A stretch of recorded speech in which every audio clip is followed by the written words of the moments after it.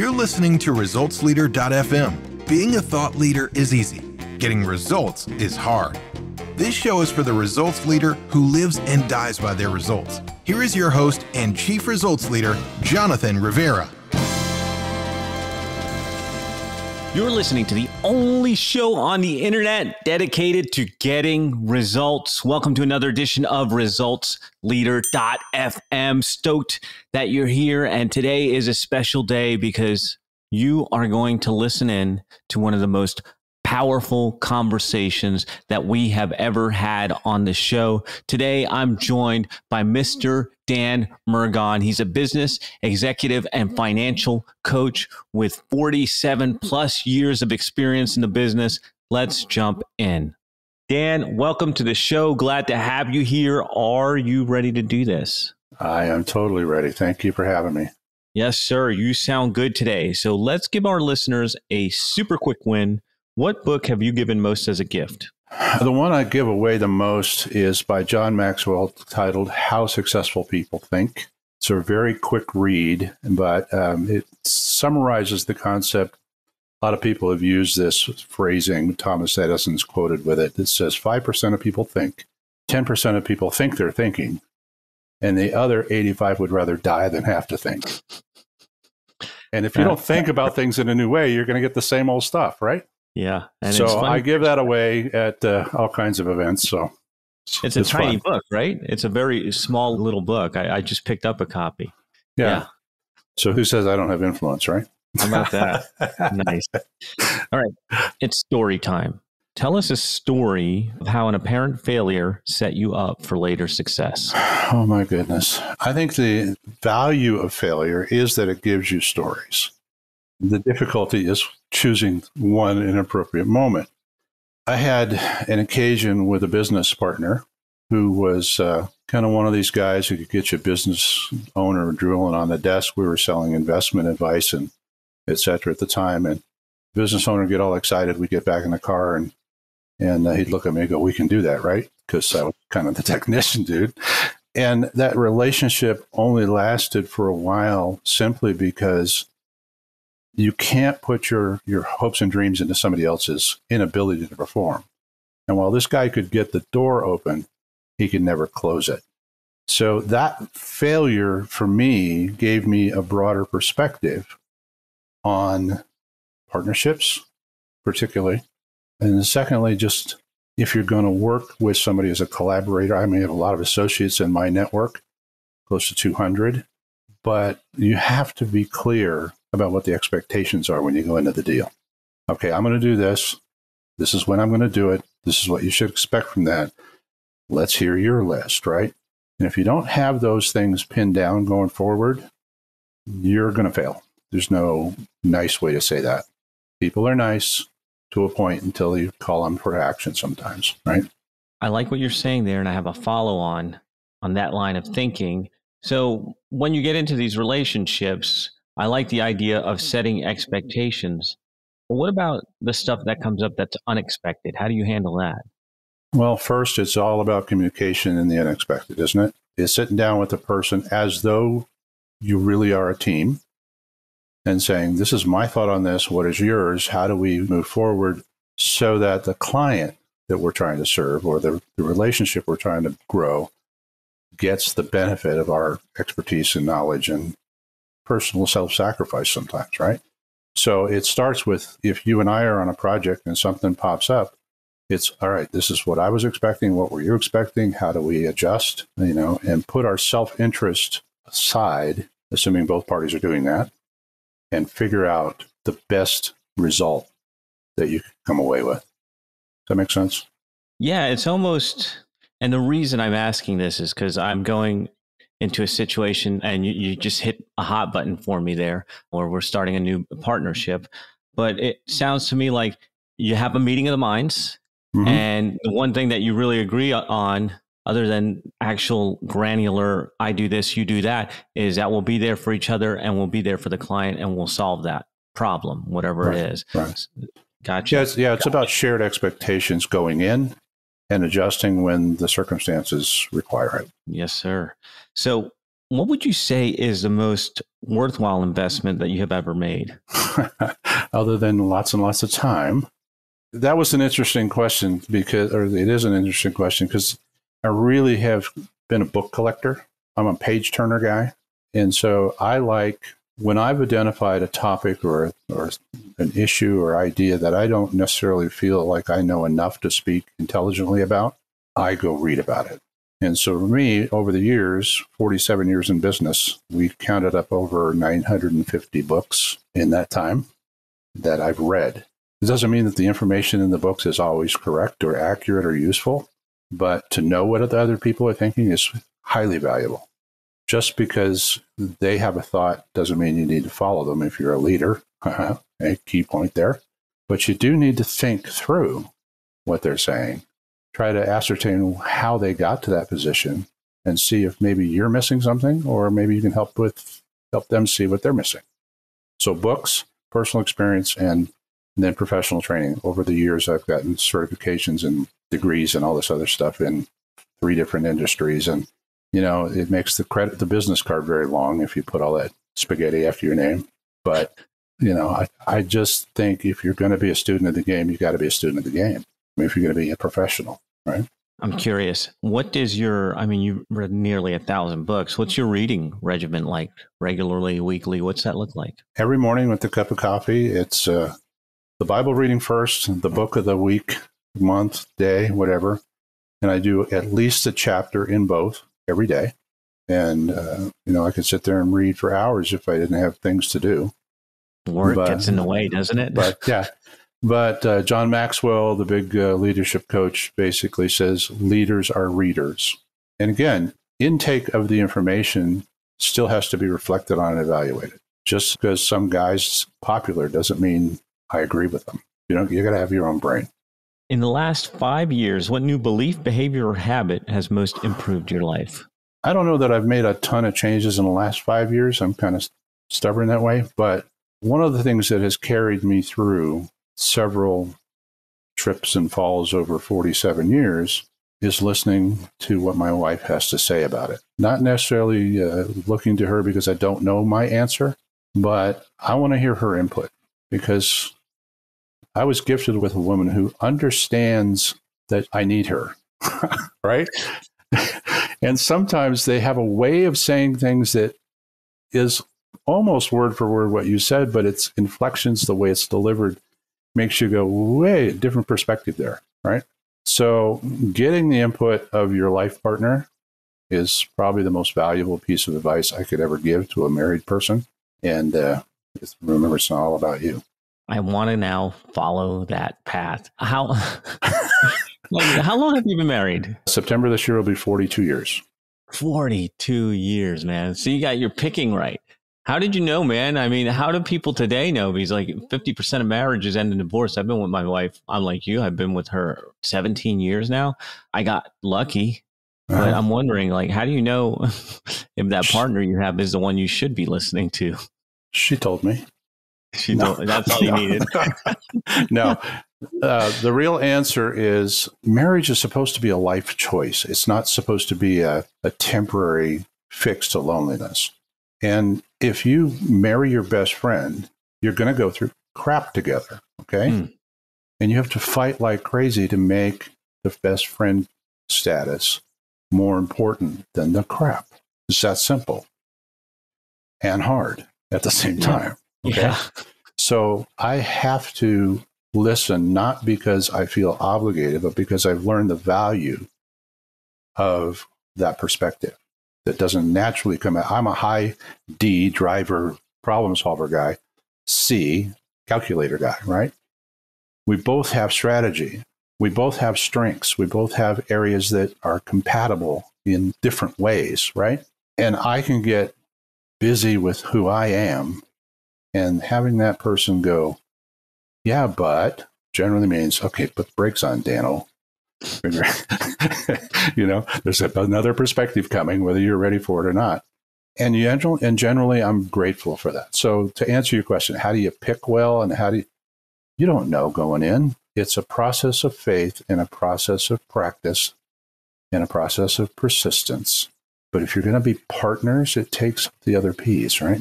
So powerful. So powerful. I dig it, man. Thank you for taking us there. Let's have a little bit of fun now. What are some bad recommendations you hear in your area of expertise?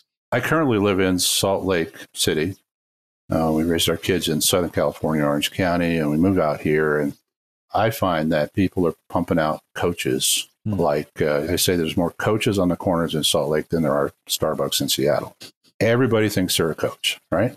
Until, I stand up in the group and I say, well, I've been in business 47 years. I've been particularly coaching for 40 of that. I'm certified in this, this, and this, but that's not even the point. What's the problem we're trying to solve, right? There are, I guess, 3 concepts that I keep hearing the most that just drive me nuts. One is that you can control the universe with the power of your mind. The effect of, this is going to be, Think and Grow Rich, right? That was tried in Genesis 3. It didn't work, but let's talk about it briefly.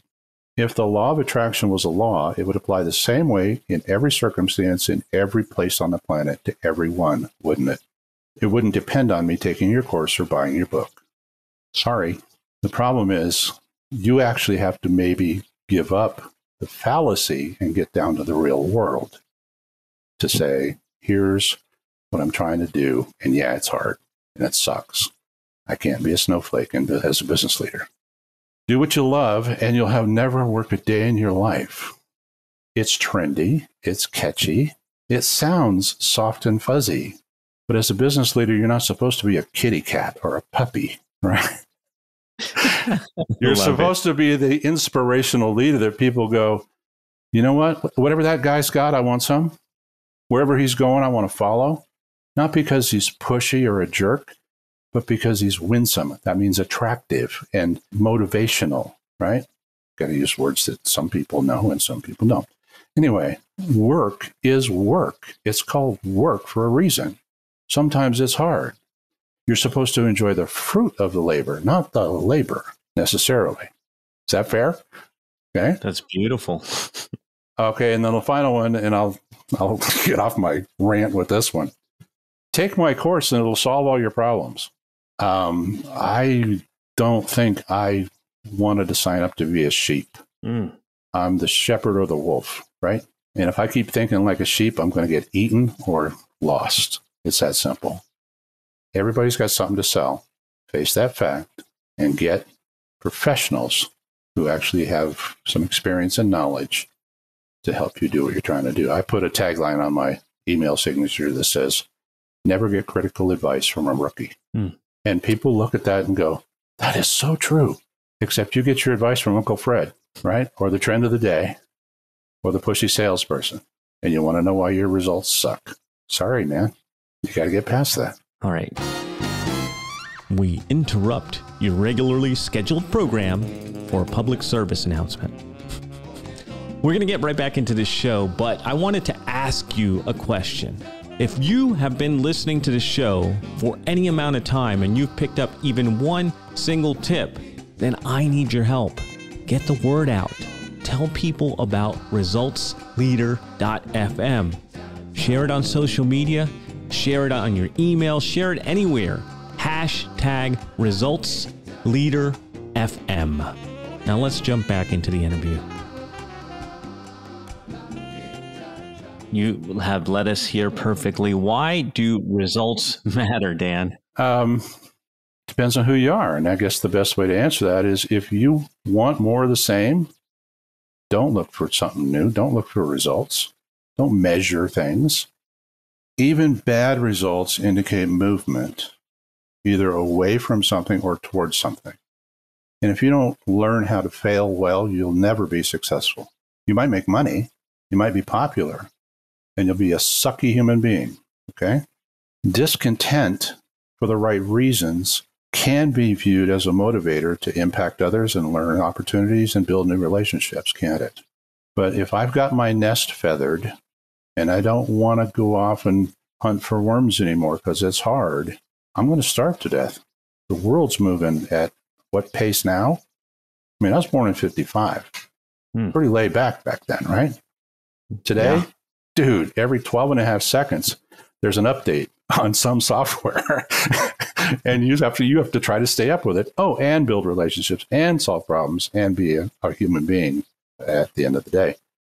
So sometimes if you don't look for results, you're just going to get run by and everybody's going to be. Now, that doesn't mean you chase results because you're never satisfied with what you're doing. You only look to get better results in the areas that need improvement. That gets you back to that evaluative thinking idea. Some people like change for the idea of change. Well, okay, put this word back in your vocabulary. Contentment. Why do you need to change something that's working, that's fulfilling things? Go fix the things that are broken, not the things that have always worked. I don't know. Watch the news stories, right? We're trying to fix stuff as a culture and as business people and as fathers and whatever that doesn't need to be fixed. We need to fix the stuff that's broken. That makes sense? Yeah. And I'm torn here because I feel like there's a need for a detour. I'm going to go for it. I'm enjoying this too much. It's your show. So I can do what I want. Okay. You were talking about how everything's vying for our attention. But one of the things that you said in that little piece was we have to also learn to be human beings. Do you think that somehow we're losing that or we're distancing ourselves because of technology or what? I need to know that idea more. Okay. Let me unpack that because I think in that statement, I'm saying individual human beings with your own individual characteristics in your own mind, things that we used to take for granted when you said just be a human being, right? But culture, the busyness of life, social media, they're all pushing us down a follow type path. Everybody's doing this, so everybody needs to, whoa. Nobody sent me a memo and asked if it was okay for me to do that. Did I think through that? And I think that's the core of the difference. Are we thinking for ourselves or are we letting someone else think for us? You know what you just hit me with, and I didn't even really watch much Star Trek, but you're talking about us being individuals and thinking versus the Borg, the collective mind. And you're saying that the media and everything else is pushing people towards that thoughtlessness, just follow. And you're making a case for, hey, how about thinking through it yourself so you can make your own decisions? That's what human beings are supposed to do. But if I, as the social engineer, get you so busy thinking that everybody, the miraculously not defined everybody is going to do this and get these rewards, and I'm missing out somehow if I don't fall in line, that leads to, I don't know, all kinds of problems in history, right? Yeah. Auschwitz, places like that. Okay. Okay. So when it comes to business, if your job as the CEO or leader of that business is to dominate the market, you're flying in the face of failure if you do what everybody else in your business is doing, message-wise and image-wise and brand-wise. You need to be the one that stands out and goes, what is that? Now, an example for readers is Seth Godin's book, The Purple Cow. If you've never read it, you need to. The summary of the book is this. You're driving through the countryside on vacation with your family, and you see all these black cows and brown cows, and it's not a racist statement. They're just naturally different colors, right? And you turn the corner and you go over the hill, and out in the field all by itself is a purple cow. Now, if you're a snowflake in the 21st century, you're going to run home and go, what is that? I don't understand it. But real men and women will stop the car and go, that's cool. What is that? And as a business marketer, that's what you have to be able to do. Have people go, wait a minute, I could still make a jacket out of that. I may even be able to eat it, but it'll be different, right? It'll be something I have to investigate. So if we're trying to get people to engage with us in a business sense, don't barf up the same stuff everybody else is saying. Find the few things that only you can say about you, that nobody else can say about them, and camp on that. For me, I don't know if you've been to our website or not, but if you go to our website, it says, when you're done following the trend of the day, dealing with the pushy salespeople, or getting advice from your Uncle Fred, and you want results, this is how you get them, right? Now you look at other coach sites and it's all about their pedigree and their suit and their background, and nobody cares about that stuff. What they care about is, can you solve the problem? What area of your business would you like better results? That's an interesting question, because I've gotten to a place after all these years of being selective about the person that I take as a client. Typically, we're engaging with the CEO of a small company who's had the experience of leaving, working for Crazy Bob, started their own thing, right? They've had some successes until they have, they make the mistake of, instead of selling one a month, they're selling 10, and now they got to hire people, and, they can't be everything to all. They're not an octopus.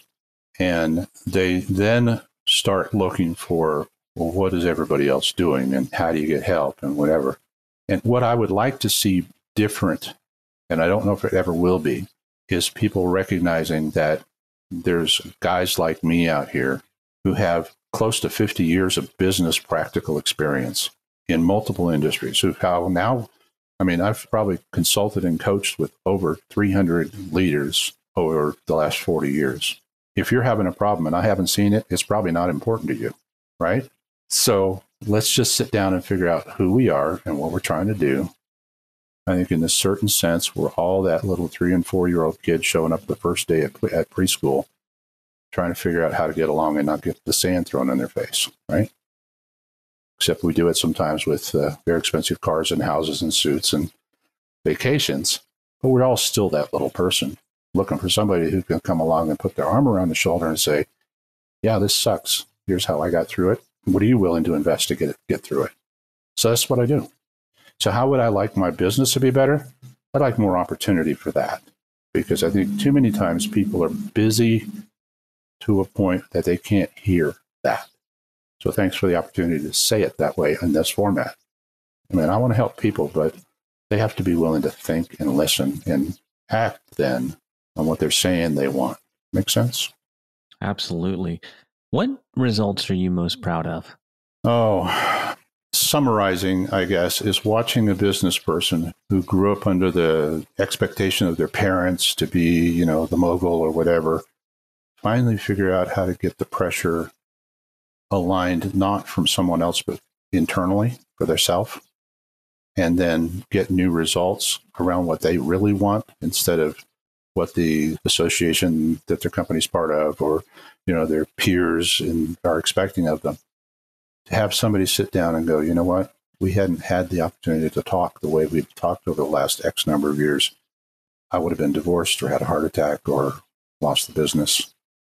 And I don't take credit for that, because all I do is just sit there and go, all right, let's have a safe place to have this conversation. Nothing that you and I say is going to be outside of that. And all I'm going to do is help you stay focused on your agenda and ask you questions that I would want to be asked in your stead. And when they're allowed to do that, when they let themselves do that, it's amazing how our mind clears away the clutter. It's not mystical or anything like that. It's just very practical. But when you cut away the clutter and you can actually sit down and say, you know what, I really don't want to be doing this. I want to be doing that. What's the transition plan look like? And you help them get the transition plan in place, and the results are there, and they're off playing, taking their kids on vacations and going to their soccer games, and the company's doing just fine. Thank you very much. All right. That's pretty cool. Any parting thoughts you want to share with the results leaders who are listening to us right now? Don't give up on you, and you're never too young to start a new one, right? Or too old, probably. Of course, memory is the second thing, and I didn't see the note on the first one. So, yeah, don't think that you might be in your 40s, 50s, 60s, or 70s.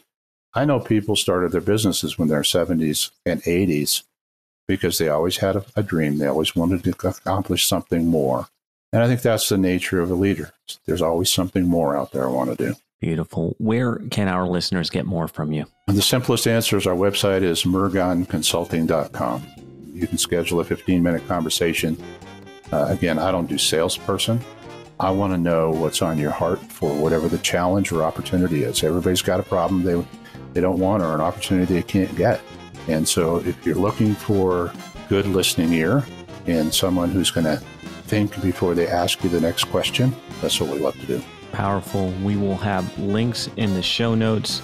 Thank you, Dan, for hanging with us. Thank you, Results Leaders, for tuning in. Another one is in the can.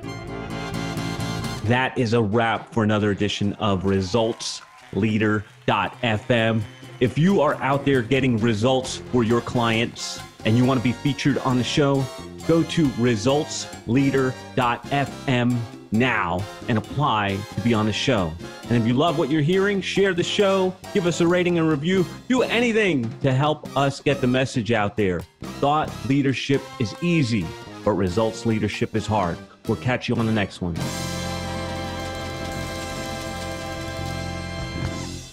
This is thepodcastfactory.com.